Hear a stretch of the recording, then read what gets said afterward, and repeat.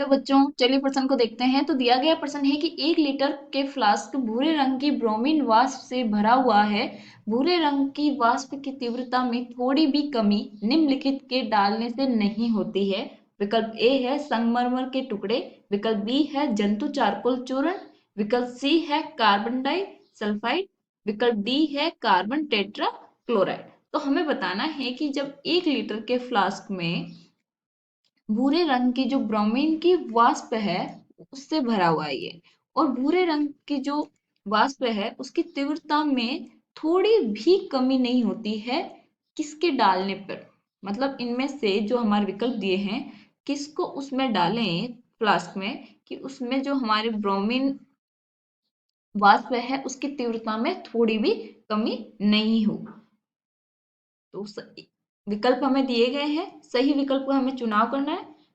तो सबसे पहले हम क्या लिखेंगे यहाँ पे, मुख्य अवधारणा। मुख्य अवधारणा। तो मुख्य अवधारणा क्या हो जाएगा, हेलोजन जिसमें हमारा क्या है ब्रोमीन है के गुण।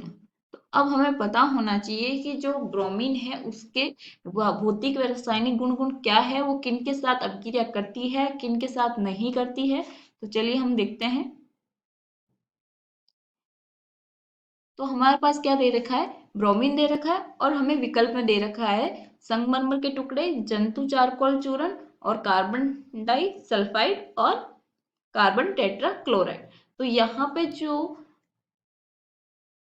CCl4 है यानी कार्बन टेट्रा क्लोराइड वे जो CS2 है कार्बन डाई सल्फाइड, वो दोनों इनमें क्या होगा में जो ब्रोमीन ब्रोमीन वाष्प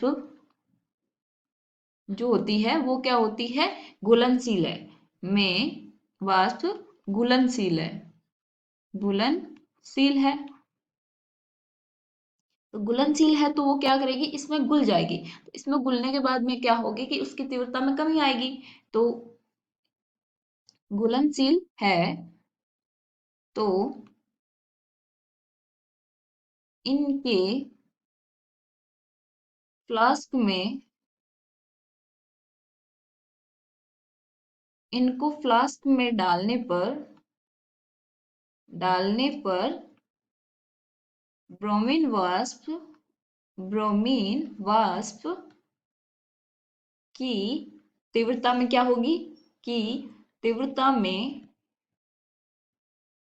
कमी होगी, कमी होगी। ये हो गया ये। अब हमें एक और बोला गया है जंतु चारकोल। क्या बोला गया है, जंतु चारकोल चूर्ण। तो अब हमें पता है कि जो जंतु चारकोल है वो एक प्रकार का क्या है, अवशोषक है। जंतु चारकोल चूर्ण, तो ये एक प्रकार का क्या है, अधिशोषक है। अधिशोषक अधिशोषक है तो ये क्या करेगा, ब्रोमीन वाष्प को ब्रोमीन वाष्प को अवशोषित कर लेगा, करेगा। अवशोषित करेगा तो उसकी जो तीव्रता है उसमें क्या होगी, कमी। तो वाष्प की जो तीव्रता है में कमी होगी, कमी होगी। और जो हमारा संगमरमर के जो टुकड़े हैं वो किसी प्रकार की कोई अभिक्रिया नहीं करेंगे। जो संगमरमर है, संगमरमर के टुकड़े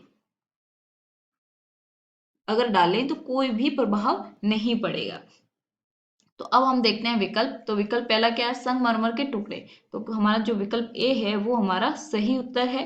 विकल्प बी नहीं, विकल्प सी भी नहीं होगा, विकल्प डी भी नहीं होगा। तो सही विकल्प हमारा ए है। आशा करती हूँ आपको समझ में आया होगा। धन्यवाद।